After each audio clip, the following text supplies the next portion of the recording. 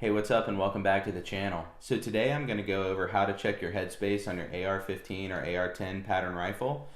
And if this looks familiar to you, I'm actually doing this video at the exact same time of my proof research barrel install, first thought, stuff like that. And I'm going to check my headspace before installing it, and I thought it would be a great kind of standalone video. So I'm kind of recording these at the same time. But anyways, I'm going to show you how to do this in two ways, with the barrel off the rifle and the barrel installed on the rifle. And without further ado, let's get into it.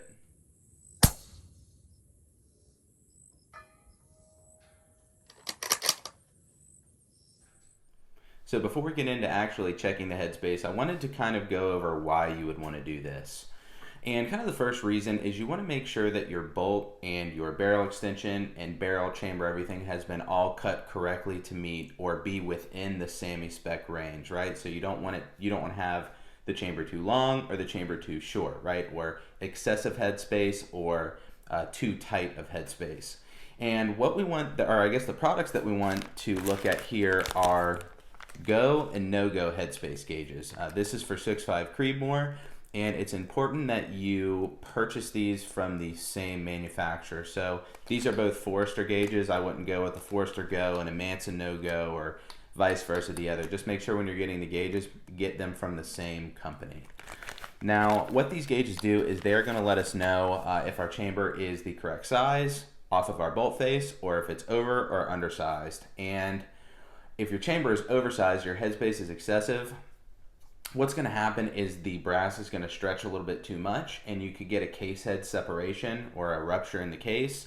And then if our headspace is too small or too tight, you may run into issues where brass or your cartridge may not chamber all the way. So this is just kind of a safety protocol to go through. And when you want to do this is, when I do it, is when you get a new rifle and you're putting all your parts together, you just want to check the headspace, make sure everything is kind of going to play nicely together when you put everything together. Or say you purchased a used rifle. It's important when you get the rifle in to make sure that, say if somebody built it, or just to be on the safe side, you want to make sure that the rifle is headspaced correctly. And like I said in the intro of this video, I'm going to show you two ways to do this. I'm going to show you the way with the barrel off the rifle. Maybe you're assembling a rifle yourself and you want to check the headspace while the barrel is off. This is generally the easier way to do it. Or you can check your headspace with the barrel on the rifle. So again, like I said, I'm going to show you both of those ways. Hopefully it kind of points you in the right direction if you have any questions. So we will hit the bench, and the first thing we'll do is check headspace with the barrel off. So we're going to look at how to check your headspace with your barrel when it is not installed on your rifle. And first things first, we are going to disassemble our bolt right here. And if you can see, the extractor is out of the bolt as well as the ejector. And say you're using a bolt that you've used before, this is a great time to get in here and clean out all of your extractor pockets, maybe your ejector pocket, check all your springs, and make sure everything is good to go on your bolt just while you're doing this. So what we want to do first is we want to take our go gauge, and I'm going to open it over the blanket here. You don't want to drop these. If you drop it, you can put little nicks or burrs or anything here, and you can get an inaccurate reading. So what we're going to do is we're going to drop our go gauge into the chamber here, and we're going to take our bolt and make sure that it goes in and make sure that it's able to rotate. I don't know if you can see that in there, but this just lets us know that we have enough room in our chamber to accommodate the go gauge. So we've passed the go gauge test. Drop it out of the chamber. Sometimes you may need a little magnet, sometimes you may not, but in this case we don't. Then next we're going to go to our no-go gauge. And just like the name implies, this should not let our bolt go into battery. So we're going to do the same, drop it into the chamber here, take our bolt, put it in our barrel extension, and I don't know if you can see, but our bolt won't travel far enough in to lock in place right here. So it's safe to say that this barrel and bolt have passed both tests. Just note, if you ever swap bolts barrels, it's always good to do this test. Say you're swapping out a bolt or a bolt carrier group into a rifle, it's always beneficial to do this. So So we got the barrel on, and this is going to be an example of how you would check your headspace on a rifle that is already assembled. Maybe you purchased a used rifle online, maybe you picked one up at a pawn shop, and you just want to make sure that everything is in spec before you shoot it. So the first thing that you want to do is you want to make sure that your bore is clean. You want to make sure that the chamber's clean. There's no dirt, grime, debris, anything like that. So give it a good cleaning and make sure there's no obstructions or any debris. And what we want to do is, just like last time, we will start with our go gauge. And I have my bolt and carrier group here. The bolt is still disassembled, so as you can see, there's no extractor and also no ejector. So what we're going to do is we're going to take our go gauge and kind of do the same thing.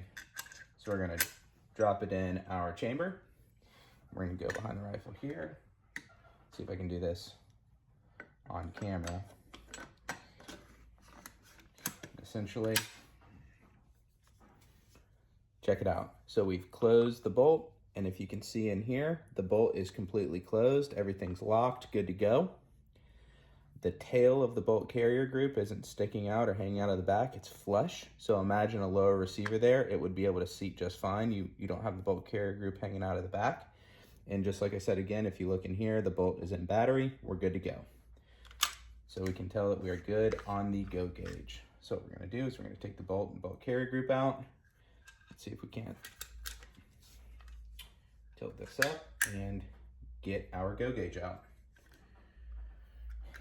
Again, make sure you don't drop it, because then you may have to get yourself a new one, and sometimes these aren't too cheap.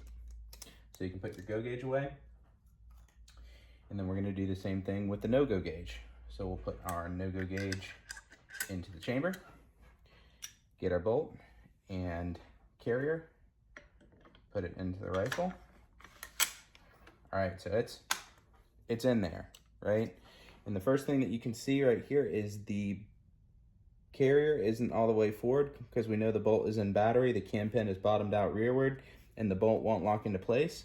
You can also look right here, and do you see how the tail of the bolt carrier group is sticking out the back of the receiver? So this is a good example to say, hey, this is not closing on a no-go gauge, so that in fact passes the test.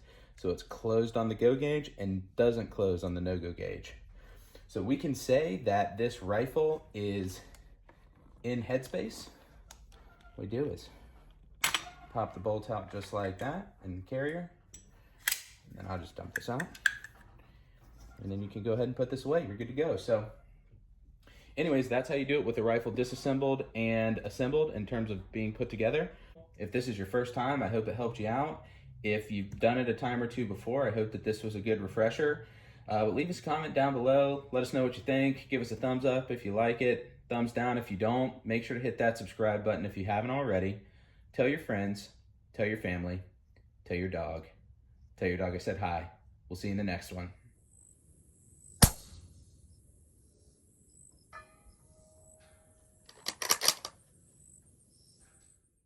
Oh yeah, and make sure to put your bolt back together and you are good to go.